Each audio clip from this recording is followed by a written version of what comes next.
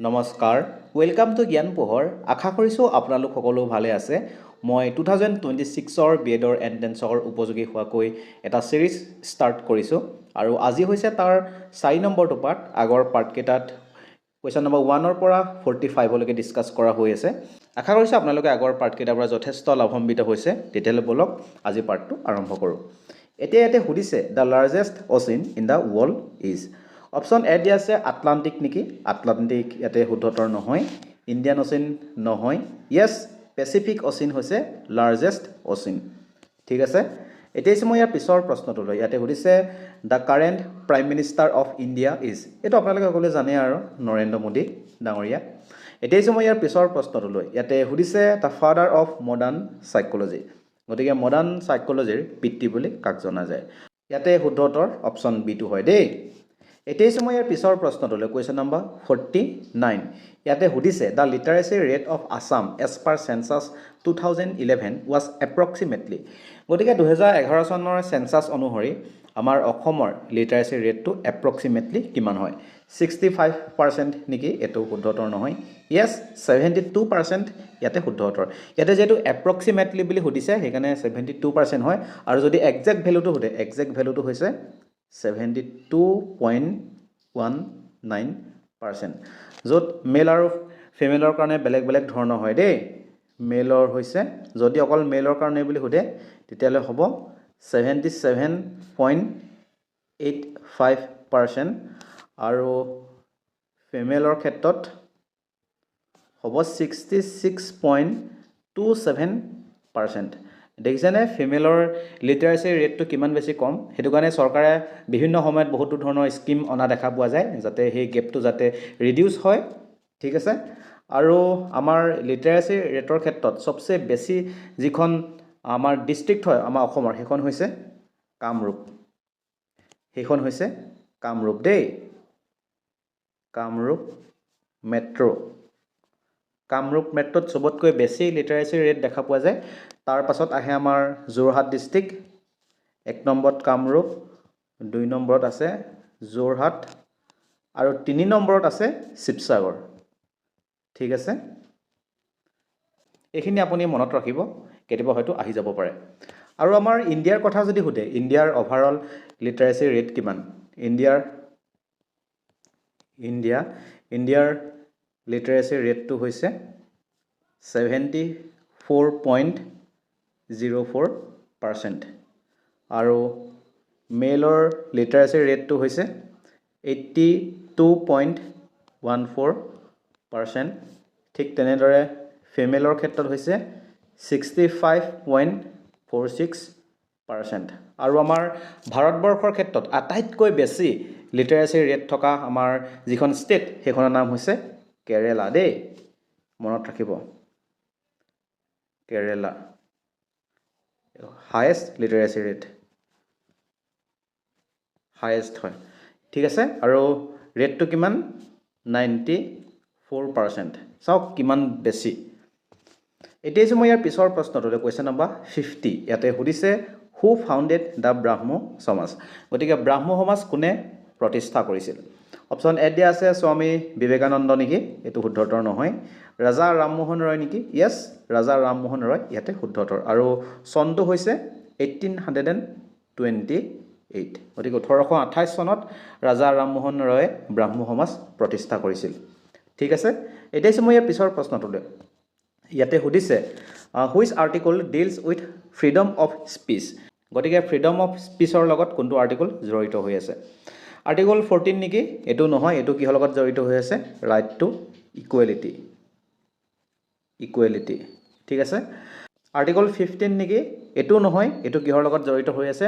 prohibition of discrimination on the grounds of religion race caste sex and place of birth গতিকে religion race caste sex and place of বাৰ্থৰ ওপৰত নিৰ্ভৰ কৰি কোনো ব্যক্তিক কি কৰিব নোৱাৰিব ডিছক্ৰিমিনেট কৰিব নোৱাৰিব আৰু সেইটো কথা আমাৰ সংবিধানৰ আৰ্টিকল 15ত উল্লেখ হৈ আছে লগতে আৰ্টিকল 21ত কিহৰ কথা উল্লেখ আছে প্ৰটেকশ্যন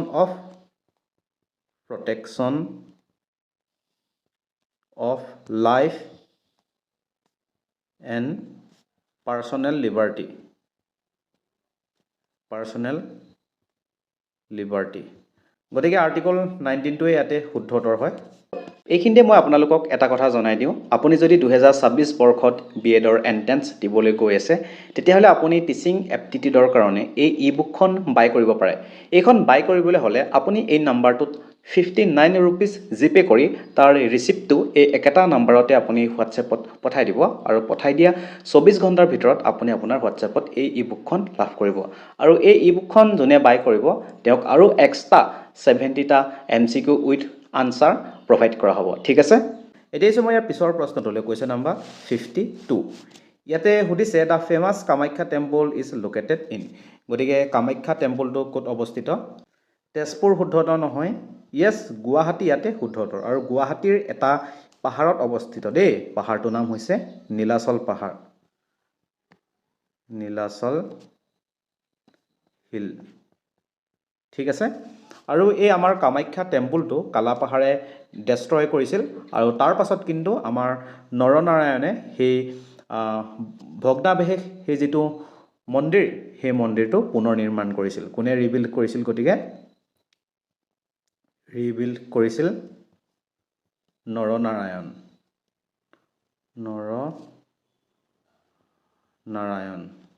ঠিক আছে এইকেইটা আপোনালোকে মনত ৰাখিব এতিয়া মই ইয়াৰ পিছৰ প্ৰশ্নটোলৈ কুৱেশ্যন নম্বৰ 53 ইয়াতে সুধিছে the first education minister of independent India was গতিকে ইণ্ডিপেণ্ডেণ্ট ইণ্ডিয়াৰ প্ৰথম এডুকেশ্যন মিনিষ্টাৰ কোন হয় অপশ্যন এ দি আছে মৌলানা আবুল কালাম আজাদ নেকি য়েছ অপশ্যন এটো ইয়াতে শুদ্ধ উত্তৰ ঠিক আছে এতিয়া মই ইয়াৰ পিছৰ প্ৰশ্নটোলৈ কুৱেশ্যন নম্বৰ 54 ইয়াতে সুধিছে the headquarters of UNICEF is located in গতিকে ইউনিচেফৰ হেডকোৱাৰ্টাৰটো ক'ত অৱস্থিত অপশ্যন এ দি আছে জেনেভা নেকি নহয় পেৰিছ নহয় য়েছ নিউয়ৰ্ক ইয়াতে শুদ্ধ উত্তৰ এতিয়া মই কুৱেশ্যন নম্বৰ 55লৈ ইয়াতে সুধিছে the founder of the Mughal empire was গতিকে মোগল সাম্ৰাজ্য কোনে প্ৰতিষ্ঠা কৰিছিল ইয়াত তাকে সুধিছে আকবৰ ইয়াতে নহয় হুমায়ুন নহয় য়েছ বাবৰ ইয়াতে শুদ্ধ উত্তৰ দেই বাবৰে যি প্ৰথম পানিপথৰ যুদ্ধ য'ত ইব্ৰাহিম লোডিক তেখেতে হৰুৱাই তেওঁ মোগল সাম্ৰাজ্য প্ৰতিষ্ঠা কৰিছিল গতিকে বাবৰে কাক ডিফিট কৰিছিল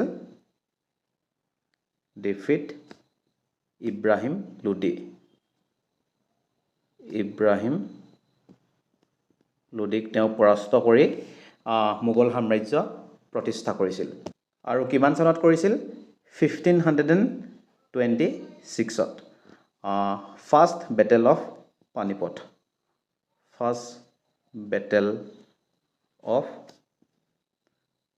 পানিপথ পানিপথৰ প্ৰথম যুদ্ধত বাবৰে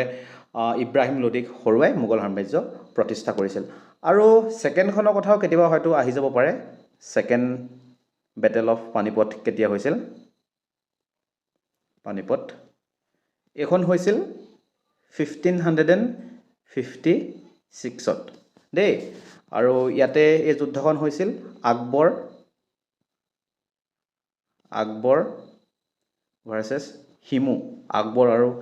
হিমু মাজত হৈছিল দেই য'ত আকবৰক কিন্তু সহায় কৰিছিল বেৰম খানে আৰু আকবৰৰ ইয়াতে জয় হৈছিল ঠিক আছে আৰু থাৰ্ড বেটেল অফ পানিপথ এখন হৈছিল 1761ত আৰু ইয়াতে মাৰাঠা এম্পায়াৰ আৰু দুৰাণী এম্পায়াৰৰ মাজত যুদ্ধ হৈছিল কাৰ মাজত হৈছিল Maratha versus Durrani empire of Afghan ঠিক আছে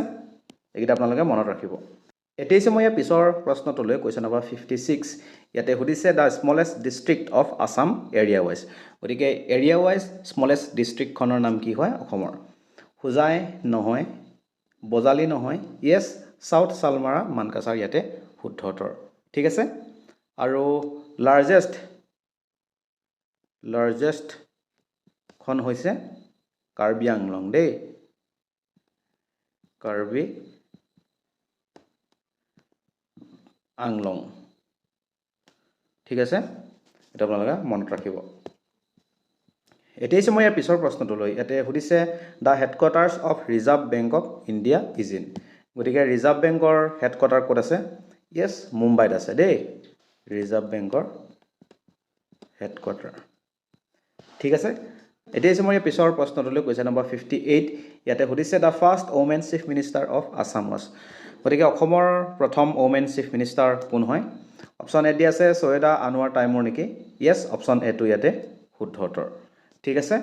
এতিয়া হৈছে মই ইয়াৰ পিছৰ প্ৰশ্নটোলৈ কুৱেশ্যন নম্বৰ 59 ইয়াতে সুধিছে the green revolution in India is mainly associated with গতিকে আমাৰ ভাৰতবৰ্ষত গ্ৰীণ ৰিভলিউশ্যনৰ লগত কি জড়িত হৈ আছে মিল্ক প্ৰডাকশ্যন নেকি এইটো ইয়াতে শুদ্ধ উত্তৰ নহয় অপশ্যন বি দি আছে হুইট প্ৰডাকশ্যন নেকি য়েছ অপশ্যন বি টো ইয়াতে শুদ্ধ উত্তৰ লগতে আৰু ৰাইচ হয় দেই হুইট আৰু ৰাইচ দুইটা হয় আৰু এই গ্ৰীণ ৰিভলিউশ্যনৰ লগত এজন ব্যক্তি জড়িত হৈ আছে যাক কোৱা হয় father of green revolution in India তেখেতৰ নাম হৈছে doctor M S Swaminathan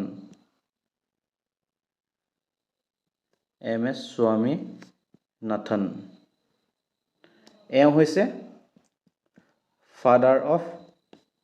green revolution in India ঠিক আছে ফাদাৰ হয় গ্ৰীণ ৰিভলিউশ্যন ইন ইণ্ডিয়া আৰু যদি ৱৰ্ল্ড ৱাইড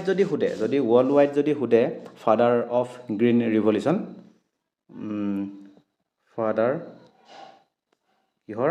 গ্ৰীণ ৰিভলিউশ্যন এইটো কি হয় ৱৰ্ল্ড ৱাইড যদি সোধে তেতিয়া তেখেতৰ নাম হ'ব ডক্টৰ নৰমেন বৰলুগ এইটো আপোনালোকে মনত ৰাখিব ঠিক আছে এতিয়া হৈছে মই ইয়াৰ পিছৰ প্ৰশ্নটোলৈ তথা আজিৰ অন্তিমটো প্ৰশ্ন ইয়াতে সুধিছে the headquarters of world health organisation is at গতিকে ৱৰ্ল্ড হেল্থ অৰ্গেনাইজেশ্যনৰ হেডকোৱাৰ্টাৰটো ক'ত অৱস্থিত অপশ্যন এ দি আছে জেনেভা নেকি য়েছ